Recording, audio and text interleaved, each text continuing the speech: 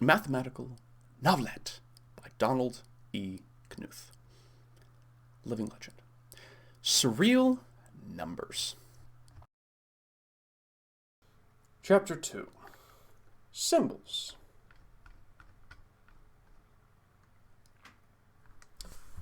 I think your Conway stone makes sense after all, Bill.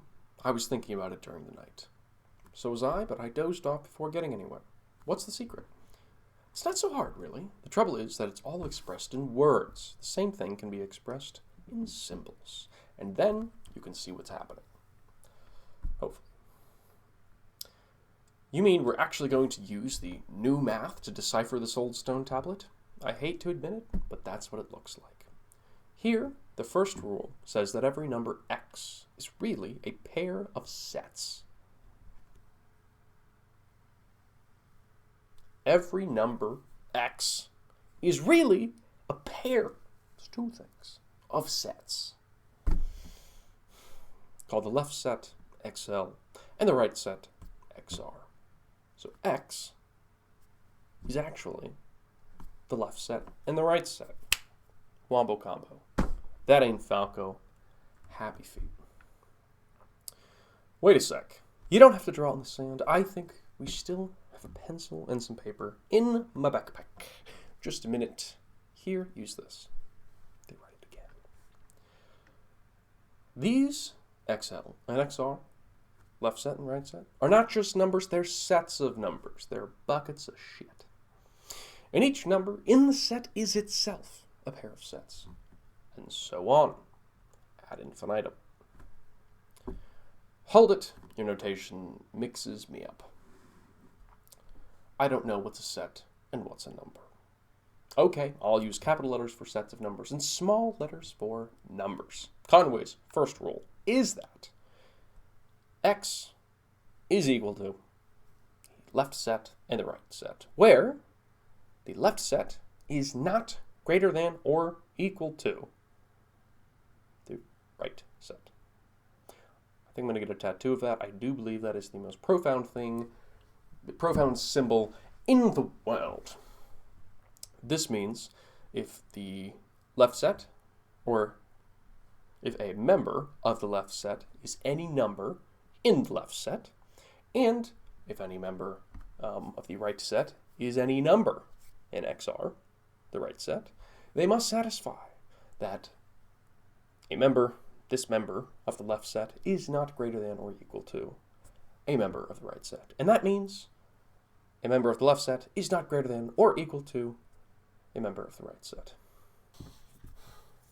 So you compare for each little item in one bucket with every single item in the other bucket. Which would be rather computationally expensive, but we're not computing yet. We're just talking about some pure math, some number theory.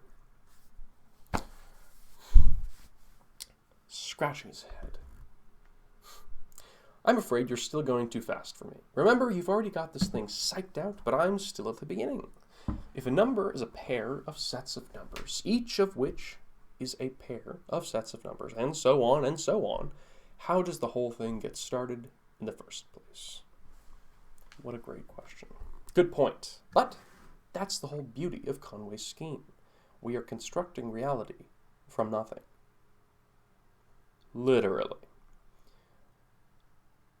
Each element of the left set and the right set must have been created previously. But on the first day of creation, there weren't any previous sets, numbers to work with. So, both the left set and right set were taken to be the empty set. I never thought I'd live to see the day when the empty set was meaningful. Shots fired. What an asshole. How dare you pick on the empty set, you cunt. Bill. That's really creating something out of nothing, eh? Insert me being angry at Solomon in Ecclesiastes. There's nothing new under the sun. What are you, 5? There are many new things under the sun, and in particular today, we are generating for something from nothing. Welcome to Black Magic are us. It's not black magic, it exists in the Platonist world that we live in, whatever, maybe. I don't know. That's really something out of nothing, eh? But is the left set not greater than or equal to the right set? when the left set and the right set are both equal to the empty set, basically at the very beginning, does all their other shit hold true? Yes. How can you have something unequal to itself? Sounds like a paradox, but nay, nay. Oh, yeah, that's okay, since it means no element, no, right? So the container is the set, but a member of the set is a little green ball. They're not the same. We are the same. No, we're not the same.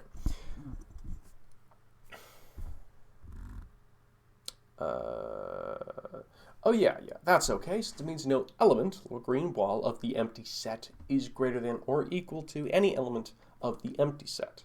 It's a true statement because there aren't any elements in the empty set. We have nothing to compare. We have no little green balls. So everything gets started all right, and that's the number called 0. Using the symbol not to stand for the empty set, we can write 0 is equivalent to not. Not in. Incredible. Inconceivable. Now, on the second day, it's possible to use 0 in the left or right set. So Conway gets 2 more numbers, -1 and 1.